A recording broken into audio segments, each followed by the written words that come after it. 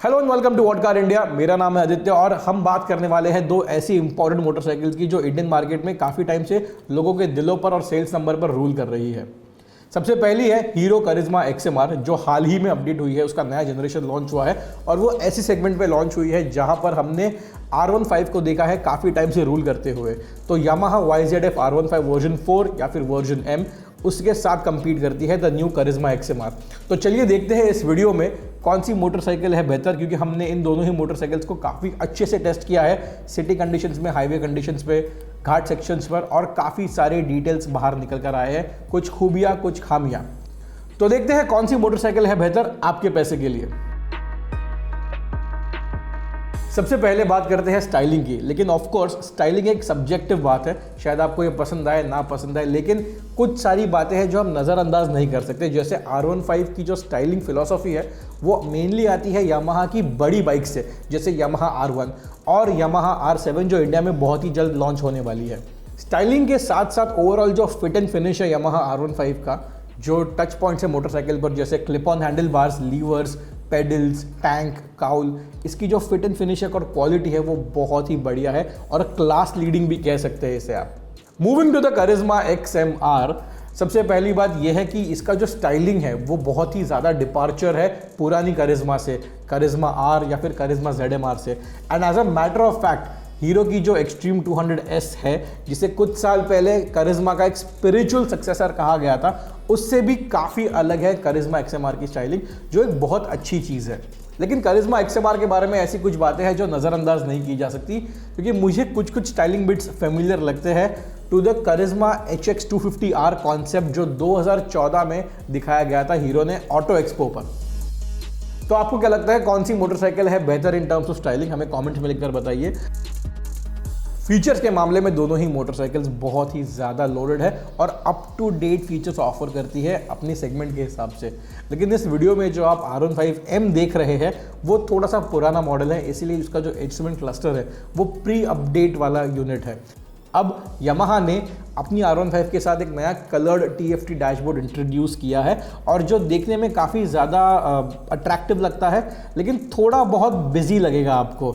काफ़ी सारी इंफॉर्मेशन आपको वो दे देता है एक साथ, but nonetheless it does get Bluetooth connectivity, तो वही एक बहुत अच्छी बात है। साथ ही में उसका जो ओवरऑल फिनिश है और क्वालिटी है वो भी काफ़ी टॉप नॉच है। R15 में आपको क्विक शिफ्टर भी मिलता है, लेकिन वो बस एक वन वे क्विक शिफ्टर है, यानी कि अप शिफ्ट में काम करता है, लेकिन उसकी जो शिफ्ट क्वालिटी है काफ़ी प्रिसाइज है।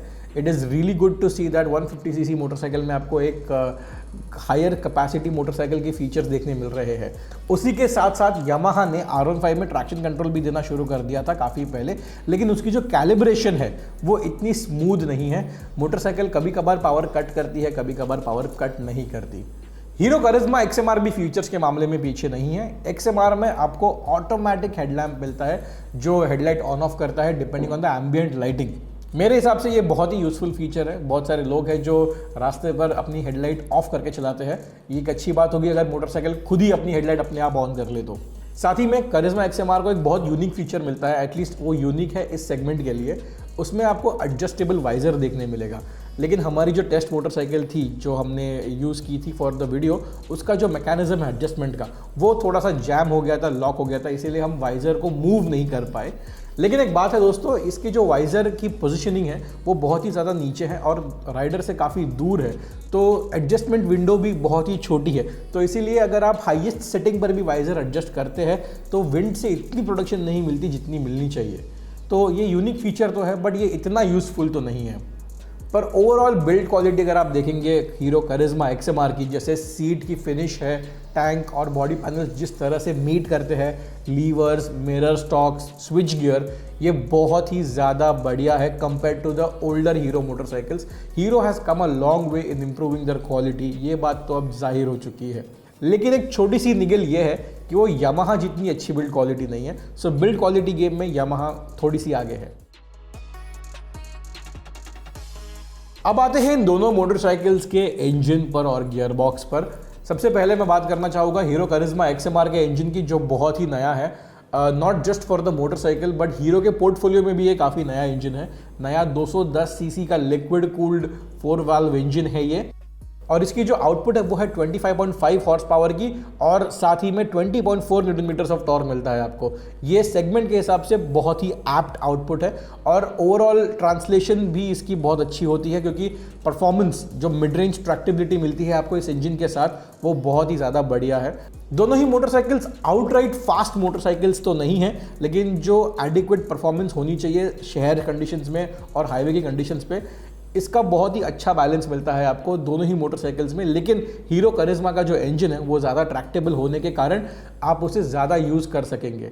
लेकिन एक बात मैं बताना चाहूँगा कि यामाहा R15 का जो इंजन है वो भले ही छोटा इंजन है, 155 सीसी का इंजन है, उसकी आउटपुट 18 हॉर्स पावर की है और साथ में वो बहुत ही हाई रेविंग इंजन है, लेकिन उसका जो नेचर है इंजन का वो बहुत ही ऊंचा रेव होने का है और उसकी जो पावर डिलीवरी है, जो 18 हॉर्स पावर की आउटपुट है वो 10,000 RPM पर आती है। मोस्टली R15 की जो पीक हॉर्स पावर आती है 10,000 RPM पर, वहाँ पर हीरो करिश्मा के इंजन की रेड लाइन है। R15 का जो पावर आउटपुट का नेचर है वो बहुत ही पीकी है, लेकिन इस वजह से उसकी जो बॉटम एंड परफॉर्मेंस है जैसे 3,000 और 4,000 RPM की, वो इतनी कुछ ज़्यादा इंप्रेसिव नहीं है। बहुत बार आप नोटिस करेंगे कि बम्पर टू बम्पर ट्रैफिक है तब आप बहुत बार नीचे शिफ्ट करेंगे सेकंड या फर्स्ट गियर में एंड आप रेव्स हाई रखेंगे अगर आप इंजन स्वीट स्पॉट में पावर डिलीवर करना चाहते हैं तो। हमारे 0 to 100 kilometre per hour testing में करिश्मा ने बेटर परफॉर्म किया। करिश्मा ने ये रन की 10.19 सेकेंड्स में, जबकि R15 को लगे 12.27 सेकेंड्स। भले ही आपको बस ये 2 सेकंड का फर्क लग रहा है, पर रियल वर्ल्ड में करिश्मा XMR बहुत अच्छी लीड ले लेती है और हाईवे स्पीड्स बहुत अच्छे से और जल्दी पकड़ लेती है। करिश्मा में बड़ा इंजन है तो ऑब्वियसली उसकी फ्यूल एफिशिएंसी थोड़ी कम होगी R15 से कंपेयर करें तो। हमारे टेस्ट साइकिल में करिश्मा ने 30 to 35 किलोमीटर पर लीटर की एफिशिएंसी दी, पर सबसे इंटरेस्टिंग बात यह है कि R15 की एफिशिएंसी करिश्मा से सब्सटैंशियली ज़्यादा है। लगभग 45 किलोमीटर पर लीटर की एफिशिएंसी मिलती है यामाहा R15 से और कभी कभार कुछ केसेस में 50 किलोमीटर पर लीटर की भी एफिशिएंसी मिल जाती है इस जापानीज मोटरसाइकिल से। दोनों ही मोटरसाइकिल्स को 6 स्पीड का गियरबॉक्स मिलता है, लेकिन जैसे हमने पहले बताया R15 को क्विक शिफ्टर मिलता है और क्विक शिफ्टर बहुत ही सीमलेसली काम करता है। लेकिन जो गियर रेशियोज़ है वो करिश्मा के गियरबॉक्स के रेशियोज़ आर वेल स्प्रेड, ज़्यादा ट्रैक्टेबल है, आपको बहुत ज़्यादा गियर शिफ्ट्स करने नहीं पड़ते अगर आप मिड रेंज में मोटरसाइकिल चला रहे हो तो। यामाहा R15 का कर्व वेट है 141 kgs और करिश्मा वे करती है 163.5 किलोग्राम्स। दोनों ही बाइक में लगभग 20 किलो से भी ज़्यादा का अंतर है, पर करिश्मा पार्किंग लॉट में मूव करते वक्त या फुल यूटर्न लगाते वक्त ज़्यादा भारी फील नहीं होती, जो बहुत अच्छी बात है। पर R15 की अग्रेसिव राइडिंग स्टांस की वजह से वो बहुत ही इंटिमिडेटिंग लग सकती है न्यू राइडर्स को, स्पेशली यूटर्न लगाते वक्त। अगर राइडिंग और हैंडलिंग की बात करें तो ये ऑलरेडी इस्टेब्लिश हो चुका है कि R15 बहुत ही ज़्यादा सुपीरियर हैंडलिंग मोटरसाइकिल है इवन फॉर द सेगमेंट।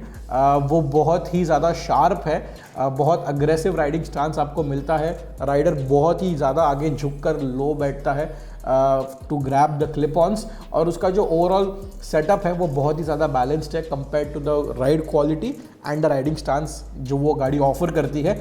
लेकिन ये बहुत ही ज़्यादा डेडिकेशन मांगता है, बहुत ही ज़्यादा अग्रेसिव राइडिंग स्टांस आप डे टू डे लाइफ में अगर यूज़ कर पाते हैं तो वो बहुत अच्छी बात है। लेकिन अगर आप थोड़ी सी रिलैक्स्ड और इजी मोटरसाइकिल चाहते हैं जो काफ़ी प्रैक्टिकल भी हो, वो है hero Karizma XMR। Hero Karizma XMR का जो राइडर्स ट्रायंगल है वो बहुत ही ज़्यादा इजी है, एक स्पोर्ट्स टूरर की तरह आप इस मोटरसाइकिल पर बैठते हैं। हैंडल बार ज़्यादा दूर नहीं है और ज़्यादा लो सेट नहीं है, और जो फुटपैक की पोजीशनिंग है वो बहुत ही ज़्यादा रिलैक्स्ड है। तो इस वजह से इस मोटरसाइकिल पर बैठकर लंबी डिस्टेंस कवर करने में ज़्यादा कमिटमेंट की इश्यूज़ नहीं होती है आपको। But on the other hand R15 में आपके रिस्ट्स पर बहुत ही ज़्यादा लोड आ सकता है अगर आपकी कोर एनर्जी डिप्लीट होती जा रही है on a long ride. However that said, R15 की जो राइड क्वालिटी है वो इंप्रेसिव है, बट रियलिटी में प्रैक्टिकल यूज़ में हीरो करिश्मा XMR की जो राइड क्वालिटी है वो ज़्यादा बेहतरीन है। तो जब आप टूटे रास्तों पर गाड़ी चलाते हो, specially the Hero Karizma XMR, वो बम्प्स और शॉक्स को बहुत बेटर अब्जॉर्ब करती है और राइडर तक पहुँचने नहीं देती। तो इस वजह से हैंडलिंग R15 की बेटर है, लेकिन राइड क्वालिटी डेफिनेटली XMR की बेटर है। एंड हैंडलिंग के डिपार्टमेंट में I would say the XMR chassis is very neutral, so इस वजह से इतनी भी पीछे नहीं है R15 से कंपेयर करें तो। और एक और बात मैं बता दूं just on a side note, Yamaha R15 में आपको पीछे की तरफ रेडियल टायर मिलता है 140 सेक्शन का, दोनों ही मोटरसाइकिल में 17 इंच के व्हील्स मिलते हैं, फ्रंट एंड रियर, दोनों की ही टायर साइजेस भी सेम है, लेकिन R15 इज़ द वन जिसे पीछे की तरफ एक रियल रेडियल टायर मिलता है। साथ ही में यामाहा R15 में आपको अपसाइड डाउन फोक्स मिलते हैं और एक एल्यूमिनियम स्विंग आर्म मिलता है जो हैंडलिंग को बहुत ज़्यादा एड करता है। करिश्मा में आपको कन्वेंशनल फोक्स देखने मिलते हैं और एक बॉक्स सेक्शन स्विंग आर्म, और ये बात कुछ हजम नहीं होती क्योंकि हीरो की एक्सट्रीम 164V जो करिश्मा से ज़्यादा अफोर्डेबल मोटरसाइकिल है उसमें आपको USD सेटअप देखने मिलता है, और इस बात से ये जाहिर होता है कि हीरो मोटरकॉर्प करिश्मा को काफ़ी कॉस्ट इफेक्टिव रख रहे हैं। फाइनली ब्रेकिंग की अगर मैं बात करूं तो दोनों ही मोटरसाइकिल्स की ब्रेकिंग बहुत ही इंप्रेसिव है। R15 में आपको इतने बड़े डिस्क देखने नहीं मिलते जितने करिश्मा में अवेलेबल है। करिश्मा में आपको 300 mm का फ्रंट डिस्क मिलता है और 230 mm की रियर डिस्क मिलती है। दोनों ही मोटरसाइकिल में ड्यूल चैनल ABS आपको मिलते हैं, लेकिन जो ब्रेकिंग फील है वो R15 का बेटर है क्योंकि उसकी फीडबैक काफ़ी अच्छी आती है, लेकिन स्टॉपिंग डिस्टेंस दोनों का काफ़ी सिमिलर है, तो इस वजह से ब्रेकिंग के डिपार्टमेंट में दोनों ही गाड़ियाँ I would rate them equally. Finally अब बात करते हैं वर्डिक्ट की। यामाहा R15 वर्जन 4, एक्चुअली सारी R15 बहुत ही इंप्रेसिव रह चुकी है और अब उसका एक बहुत ही रिफाइंड और अप टू डेट वर्जन हमें हमारे मार्केट में मिल रहा है, but at what cost. R15 version M आप जो वीडियो में देख रहे हैं उसकी pricing is very close to 2 lakh rupees ex showroom. इस मोटरसाइकिल की कॉस्ट है 1,97,000 ex showroom Mumbai. On the other hand R15 का जो एक बेस वेरिएंट है R15 वर्जन 4 आपको अवेलेबल होती है 1,82,000 रुपीज़ से लेकर 1,87,000 रुपीज़ तक एक्स शोरूम, जो 2 से 7,000 रुपये ज़्यादा है कंपेयर करें XMR के साथ। तो करिश्मा XMR की कॉस्ट है 1,80,000 रुपीज़ एक्स शोरूम, जो R15M को काफ़ी अच्छे से लगभग 20,000 रुपये से अंडरकट करती है। तो जाहिर सी बात है Karizma is the more value for money motorcycle, it's the more easy motorcycle to live with, and Karizma की जो लिनिएज है 20 साल से इंडियन मार्केट में चली आ रही है वो उसे काफ़ी अच्छे से एनकम्पस करती है। बहुत ही बढ़िया पैकेज हो चुका है ये प्रोडक्ट इस वक्त और बहुत ही अच्छी रीजनेबल ऑफरिंग्स आपको मिलती है while it undercuts the Japanese motorcycle. तो जाहिर सी बात है हमारे टेस्ट में विनर है हीरो करिश्मा XMR, लेकिन हमें कमेंट में लिखकर बताइए कि आप कौन सी मोटरसाइकिल प्रेफर करेंगे, या आप हमारे वर्डिक्ट के साथ अग्री करते हैं या डिसएग्री करते हैं। Do let us know which clan do you belong to, the Karizma और the R15 in the comments below. मेरा नाम है आदित्य और मैं अगले वीडियो में आपको जरूर मिलूंगा। Thank you for watching.